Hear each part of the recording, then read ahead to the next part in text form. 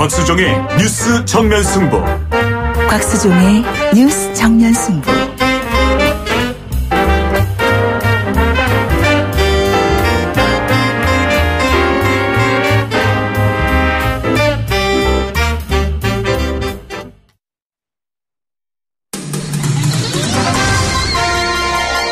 정면 스포츠.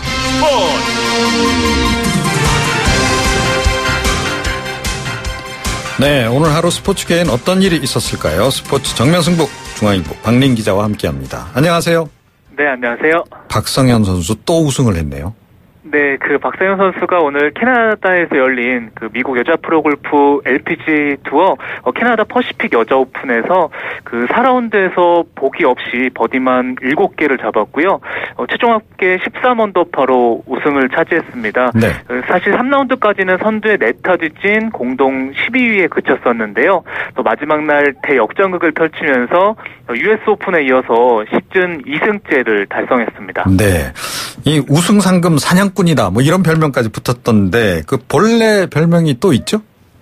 네, 우선 우승 상금 3억 8천만 원을 받아서 또 시즌 상금 21억 원을 받으면서 또 말씀하신 대로 또 그런 별명도 또 생겼고요. 네. 또 사실 원래 별명은 남달라입니다. 네. 남들과 똑같이 살지 않겠다는 뜻인데요. 초등학교 때부터 또 남자처럼 쇼컷을 유지하고 있고요. 또 장타를 치기 위해서 하루에 8구스터기를 500개나 한 적도 있습니다. 네, 미국에서의 별명은 또 슈퍼 루키인데요. 네. 또 LPGA 데뷔 첫 해에 또 메이저 대회 US 오픈에 이어서 다승을 거두면서 또 이런 별명을 얻게 됐습니다. 네. 앞으로도 계속 남다른 행보를 보이지 않을까. 네. 이런 기대감을 좀 갖게 하는데 우리 선수들이 요즘 미국 여자 프로골프 한마디로 지금 펄펄 날고 있습니다. 네, 맞습니다. 박성현 선수부터 김인경, 이미양 선수까지 또 우리나라 선수들이 LPGA에서 처음으로 5연속 우승을 달성했고요. 네. 또 올 시즌 LPGA 투어가 23차례 열렸는데 또 우리나라 선수들이 절반이 넘는 13개 대회에서 우승을 차지했고요. 또 남은 11개 대회에서 3승만 더 추가하면 또 2015년에 15승을 뛰어넘고 또 최다승을 세우게 됩니다. 네. 그리고 어제 복싱 세기의 대결 그 소식도 좀 전해주세요. 네, 어제 무패복서 미국의 메이웨더와 종합격투기 스타 아일랜드의 맥그리거가 미국에서 맞대결을 펼쳤는데요. 또 메이웨더에게 유리한 복싱 룰로 펼쳐졌는데 네. 또 메이웨더가 10라운드 1분 45초 만에 TKO 승리를 거뒀습니다. 네. 사실 메이웨더가 초반에는 방어에 치중을 했고요. 또 5라운드 이후에는 또 맥그리거 체력이 떨어지자 또 공세를 퍼부었고요. 또 10라운드에 또 연달아 펀치를 또 맥그리거 얼굴에 꽂으면서 또 주심이 경기를 중단했습니다. 네. 그렇군요. 근데 이게 룰 자체가 본인한테 좀 유리했던 경기라서 논란은 없습니까? 네, 사실 말씀하신 대로 워낙 맥그리거에게 불리한 경기였는데요. 일단 맥그리거가 원래 대결을 원하다 보니까 또 이런 룰로 치러지게 됐고요. 사실 허리 밑으로는 공격을 할 수가 없어서 또 종합격투기에서 뛰고 있는 맥그리거에게 또 불리한 상황이었는데 그래도 또 맥그리거가 또 마지막까지 또 다운되지 않으면서 또 복싱의 신을 상대로 또 선전했다 또 이런 평가도 받았습니다. 네, 두 선수 개런티는 얼마나 챙겼습니까? 네, 우선 메이웨더 선수가 대전료와 유료 방송 수입 등을 합해서 2,300억 원을 벌었고요. 네. 또 맥그리거도 1,150억 원을 챙겼는데요. 네, 경기 시간이 총 1,685초라서 두 선수가 1초당 2억 원씩 번 셈이고요. 네.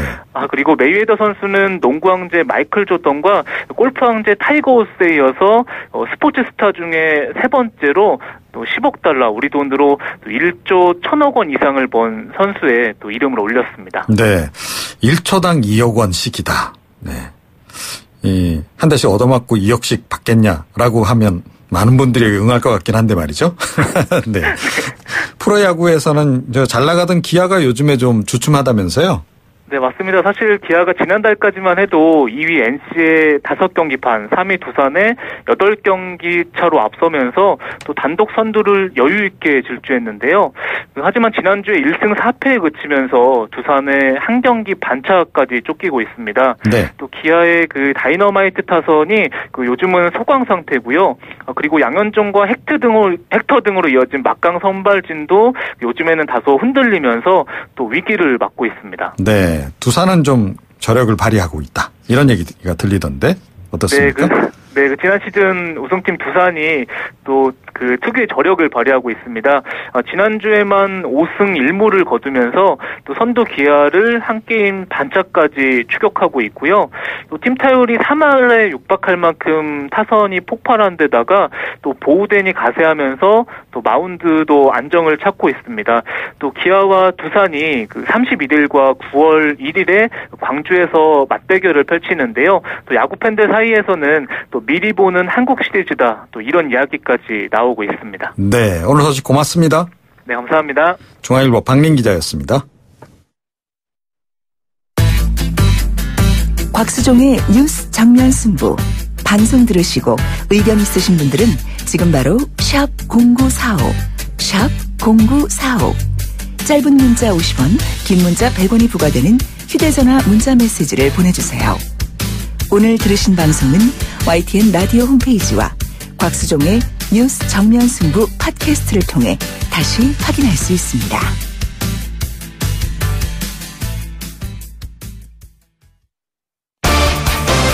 정면 승부, 팩트 진검 승부, 트루맨. 시사인 고재일 기자, 김준일 팩트체커 두 분 나오셨습니다. 어서 오세요. 네, 안녕하십니까. 네, 안녕하십니까. 네, 오늘 그 YTN이 좀 특별한 날인 거 다 아시죠? 네, 이 현덕수, 조승호, 노정면 이 세 기자분이 9년 만에 출근을 했다고. 예, 그래서 뭐 이 굉장히 감동적이었다 이런 글들도 많이 올리고 그러셨던데. 네, 오늘 또 저녁 때도 행사가 있는 것 같아서 방송 끝나고 한번 들러보려고 합니다. 네, 고재열 기자는 야, 나는 그래도 참 기자 생활 잘했다, 다행이야. 이렇게 생각하고 계신가요? 그런 고난을 안 당하셔서 어떻습니까? 저는 미리 당했었습니다. 아, 맞다. 10년 전에. 네, 그렇긴 하네요. 그런데 그때 저는 한 1년 정도 걸렸는데 9년이라니까 1년 한 사람한테도 까마득하더라고요. 네, 이분들 아마 새 사옥에 좀 적응하시는데 시간이 꽤 걸릴 것 같아요. 그렇죠. 찾아가기 힘들죠. 네, 방송 보니까 좀 이렇게 두리번 하시더라고요. 예. 적응이 안 돼가지고 굉장히 힘들어 하시더라고요. 예. 지금 뭐 YTN은 그나마 이 해직된 기자 세 분이 이제 돌아오셨는데 다른 공영방송사들 보니까 요새 뭐 총파업에 제작 거부에 굉장히 지금 뭐 어수선한 그런 그 상황 아닙니까? 네. 뭐 일단 이번 주에 제작 거부는 이제 오늘부터 해서 들어가면서 다음 주 중에는 총파업으로 이르게 될 것 같습니다. 그러게 말이죠. 자, 그래서 오늘 이제 공영방송 사장 어떻게 뽑아야 되는가. 이게 상당히 계속 이제 이슈기 때문에 방송법 개정안 이 부분을 이제 팩트 체크를 해봐야 될 것 같은데요. 일단 저희가 준비한 내용부터 한번 들어보시죠.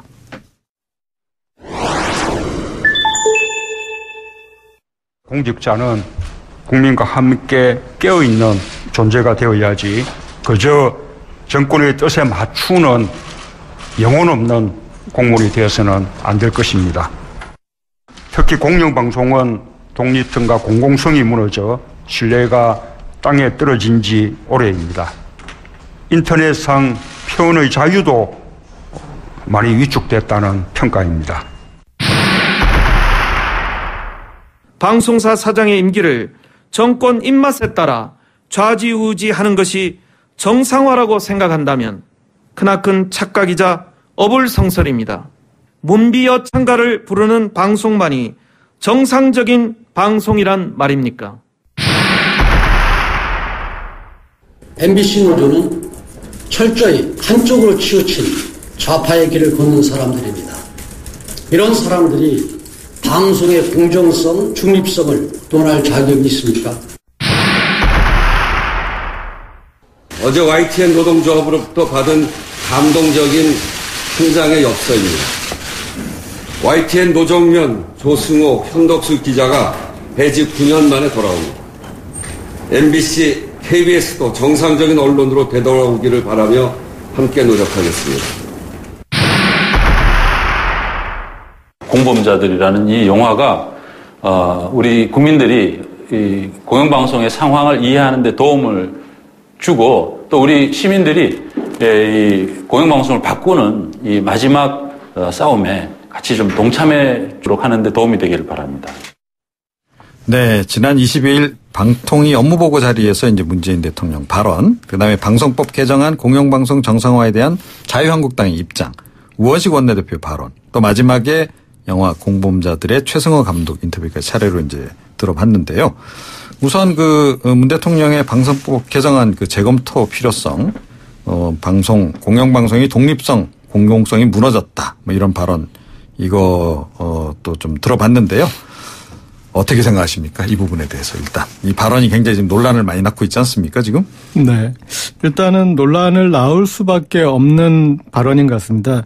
왜냐하면 방송법 개정안을 시행해보고 문제가 발견된 상황이 아닌데, 이걸 시행하면 문제가 될 것이니, 새로 개정하자. 그리고 이 방송법을 개정하기 위해서 그 전에 여야가 합의하고 여야 합의 전에 여야가 구성한 위원회에서 법안을 만들어내가지고 진행했던 것인데 네. 그것을 이제 부정하는 전제 안에서 이런 제안을 하는 것이어서 논란은 일 수밖에 없고 그렇지만 그 논란을 통해서 우리가 계속 공영방송의 소유구조 문제가 해결이 안 됐는데 당시 이 법안이 개정안이 나오기 전까지 여야 그때는 이제 입장이 뒤바뀌지 않았습니까? 현재 여당이 야당이었는데 야당은 빨리 우리가 어떤 정상적인 방송을 만들기 위해서 이런 소유구조를 만들자라고 주장을 하는데 당시 여당이 지금의 야당이 오히려 등한시하고 이렇게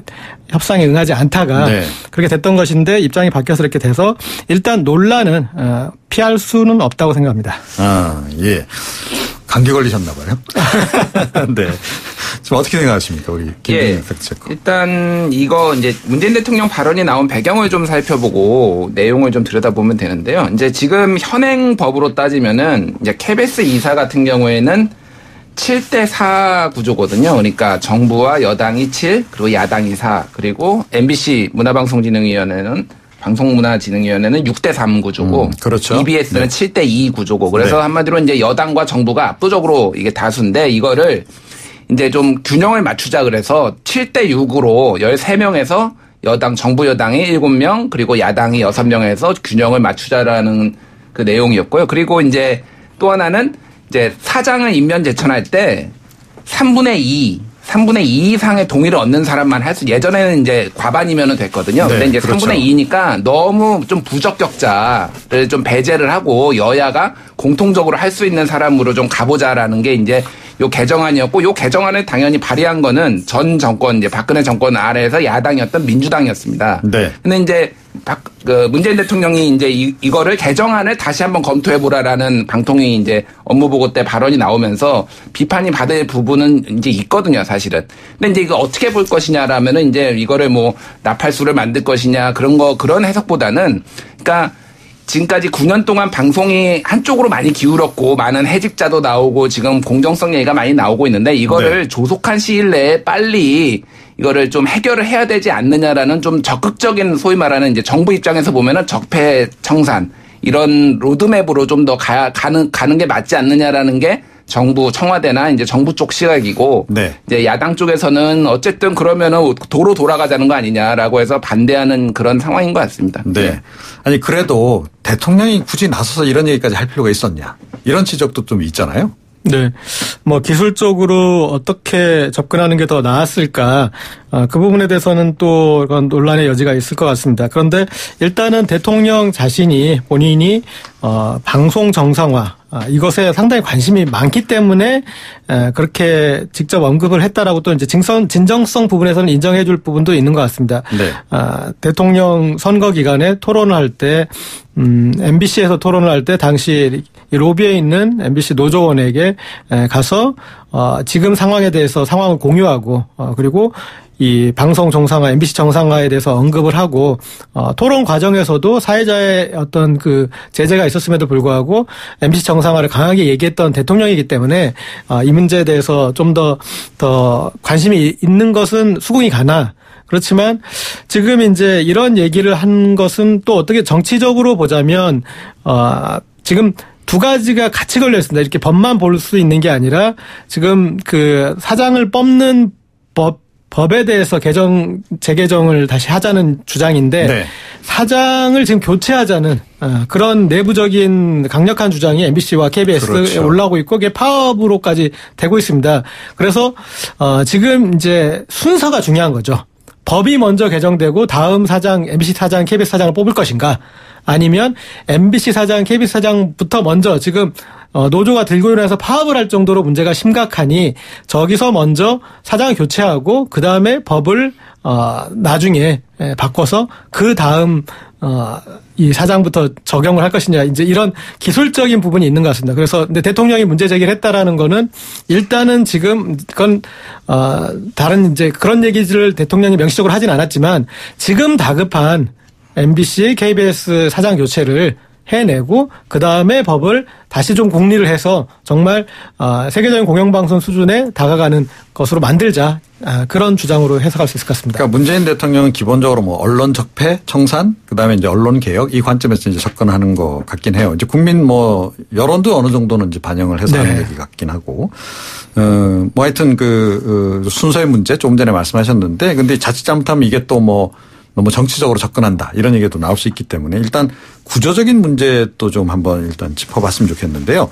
현행 KBS, MBC 이사회 구조 어떤 문제가 있습니까? 예, 뭐 앞서 말씀드렸는데 일단은 정부가 그러니까 뭐 이제 좀 333 정도로 보시면 될 것 같아요. 그러니까 정부가 3, 여당이 3, 야당이 3. 그러면은 대체적으로 보면은 정부와 여당이 한 의견을 가지고 이제 가지고 가기 때문에 비슷한 성향이 이제 6대 3이나 뭐 7대 4 이런 식으로 좀 한쪽으로 과반이 훨씬 넘는 이런 그 의사결정 구조를 가지고 있기 때문에 어떤 식으로든 뭐 사장이든 다른 뭐 중요한 결정을 대부분 정부 여당의 어떤 입김에서 휘둘릴 수밖에 없는 상황이었거든요. 지금까지. 네. 그것 때문에 계속 이제 불공정성 뭐 이런 것 공정성이 문제다라고 불평부당성도 문제가 됐고요.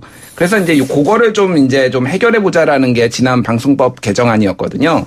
그런데 지금 이제 단순히 사실은 인적 구성을 바꾸는 거 빼고도 여러 가지 좀 고려할 부분이 많습니다. 이를테면은 뭐 사장을 꼭 이제 뭐 국민 추천제로 받는다는 해외의 경우는 그런 경우도 있거든요. 네, 그래서 뭐 다양한 방식의 좀 제도적인 보완이 지금 필요한데 우선은 지금 그 당시에 정부, 그러니까 여당과 야당이 봤던 시각은 일단은 기계적 균형이라도 좀 맞춰보자라는 쪽에서 이제 접근이 된 것이고 그래서 현재 개정안이 이제 7대 6으로 만드는 게 나온 건데 앞서 말씀드렸지만 문재인 대통령은 좀 더 적극적인 개혁 드라이브를 위해서는 이거 가지고는 부족하다라는 이제 시각을 가지고 있어서 지금 논란이 일어나고 있는 거죠. 거기에 네. 좀 하나 더 붙이면 일단은 지금 주로 문제 제기가 되는 부분은 이제 사장 선발과 임명에 관한 부분인데 특히 이제 이명박 정부 때 정현주 전 KBS 사장이나 그리고 MBC 전 사장 같은 경우에 해임 과정에 있어서도 문제제기가 됐었습니다. 그렇죠. 그래서 대통령이 해임을 시킬 수 있느냐. 대통령이 임명권이 있는데 임면권이냐 임명권이냐. 그래서 임명만 할 수 있는 거냐 아니면 면할 수도 있는 것이냐. 이제 그 부분에 대해서 어떤 논쟁이 있었고 그러나 그 뒤에 어떤 법원 판결이나 판례로 이렇게 정리되는 부분은 지금 현행 제도와 판례로 정리되는 부분은 대통령이 파면도 할 수가 있는 구조 인 것 같다. 이렇게 네. 지금 정리가 돼버리지 않았습니까? 그래서 그러나 세계적으로 공영방송 사장이 대통령에 의해서 대통령이 어떤 의지에 의해서 해임되는 구조는 문제가 있다라는 건 대부분 다 동의하는 것 같아요. 그렇죠. 그래서 파면시킨 경우 이런 경우 거의 없잖아요. 예. 그래서 이 부분에 대해서 이제 앞으로 지금 이제 개정 다시 논의가 나오는 방송법에서 더 논의가 필요한 부분인 것 같습니다. 네. 그러니까 구조적으로 문제가 있는데 지금 그 문재인 대통령이 생각하는 그런 방향 어떤 방향일까? 이것도 굉장히 궁금해지는데 혹시 뭐 좀 나오는 얘기 있습니까? 예, 일단 뭐 이제 추론을 할 수는 있죠. 뭐 제가 문재인 대통령 지금 대화를 한 건 아니니까. 네. 그러니까 이제 지금 현행대로 7대 6으로 가서 3분의 2가 찬성하는 사람이 그 사장이 된다면은 무색무취한 사람 모두가 반대 안 하는 사람이 앉을 수밖에 없는 구조예요, 현재. 네. 그러니까 야당도 여당도 완벽하게 만족할 수는 없으니 그러면은 현재 9년 동안 이 쌓인 소위 말하는 방송 적폐들 이런 것들을 강하게 바로잡기에는 시간이 너무 많이 걸린다. 오래 걸리기 때문에 그래서 좀 더 강한 개혁 드라이브를 위해서는 좀 강한 인물이 앉아야 되니까 개혁 소신이 강한 그런 인물이 방송사 사장에 앉아야 된다라는 것이 이제 저 청와대나 문재인 대통령의 의중인 것 같습니다. 네. 뭐 그런데 이게 자칫 잘못하면 이제 문재인 대통령이 원하는 사람을 딱 임명하기 위해서 하려는 거 아니냐 이런 의혹을 좀 뭐 그런 유발할 수도 있을 것 같긴 받을 합니다. 수도 있죠. 왜냐하면 네. 지금까지 몇 번 사례가 그랬기 때문에. 네. 자, 이게 좀 계속 이어서 좀 조금 이따 다시 이 얘기를 좀 더 나누도록 하겠습니다.